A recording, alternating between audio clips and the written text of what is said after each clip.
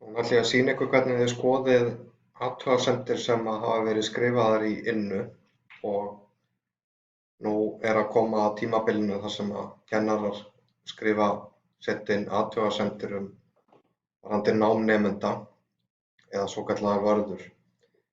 Hérna erum við inn á Innu nemandans og þá smellið þið hérna.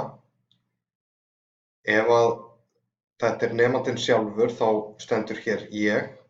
En ef þið eruð inn á aðgangi nemanda sem forsjáraðilar eða forráðamenn, þá stendur nafn nemandans hérna. Þannig að smellið hér, þá fáið þið upplýsingar nemandann og hérna stendur athugasemdir.